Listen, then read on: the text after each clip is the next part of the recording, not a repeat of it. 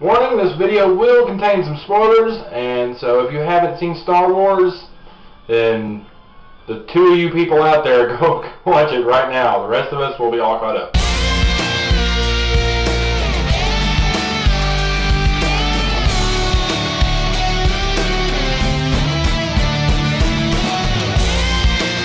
Star Wars Episode 1, The Phantom Menace, in 3D. So after re-releasing the entire saga on Blu-ray, George Lucas figures, hey, we need to spend more money on Star Wars, let's re-release them in 3D now. So here we have Star Wars Episode 1. Let's go ahead and get the good points of Star Wars out of the way.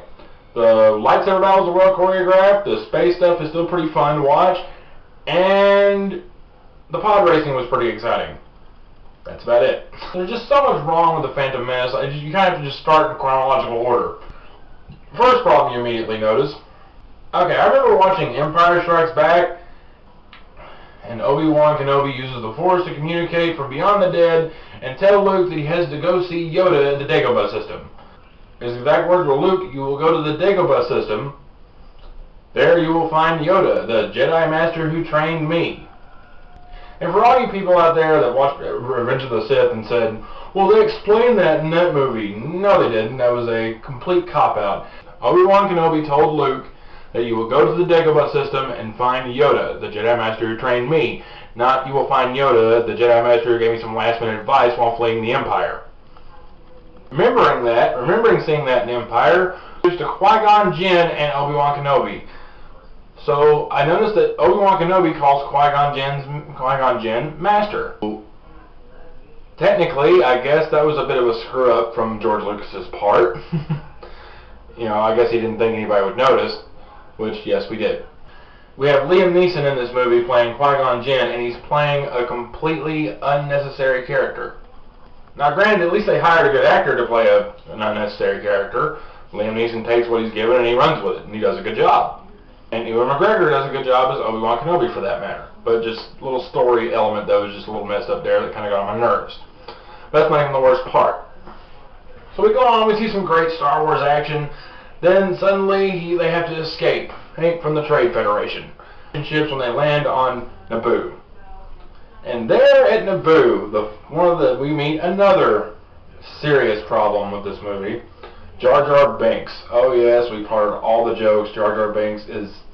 You know, I almost forgot how annoying Jar Jar Binks was. I immediately remembered just how annoying Jar Jar Binks was. I mean, his lines just made me cringe. Everything he said just hurt my ears. It just was such a poor decision by George Lucas. But, you know, let's be fair to the Jar Jar Binks character. I don't just hate Jar Jar Binks. I hate the entire Gungan race as a whole. Kind of makes me sound like a Nubian hate group leader, doesn't it? I mean, I actually can't pick which Gungan I find more annoying. Jar Jar Binks or Boss Nass. He's pretty damn annoying himself, too. Just one of Boss Nass's great lines. You saw no thinking, you saw greater than the Gungans? Yeah, it's just a cringe to hear any Gungan speak. It's just even more of a cringe to hear Jar Jar speak because he's throughout the entire movie almost. Alright, so all the Gungans aside, all that, and then we meet Anakin Skywalker. Done okay by Jake Lloyd. I mean, this is young Anakin, so I mean, really, you couldn't ask for too much here. But the thing they did here that really just kind of irked me, the thing that intrigued me the most about the Force in Star Wars was the mysticism behind it. The Force was just supposed to be this great mystical power that, you know, abided every living thing. That, you know, it was the wonder and the mysticism behind it that just made us immediately fall in love with it. The two sides to it. Let's see, how can we make the Force better? Let's have a biology lesson and explain it biologically. George Lucas has found a way to make the Force boring. I mean, it's just so sad. I mean, we don't need this big giant explanation about the Force. I mean, we get it. It's there. You know, it surrounds all living things. We don't need this giant little biology lesson. That gripe's gone. Now, once we get disappointed with the Force, then we finally meet Darth Sidious's apprentice, Darth Maul. Now, the thing about Darth Maul is they gave him, I remember when this movie came out, they gave him so much hype and so much premise and so much advertising. The advertising for the Darth Maul character was just crazy. You immediately thought that this guy was going to be the antagonist through all 3 prequel movies.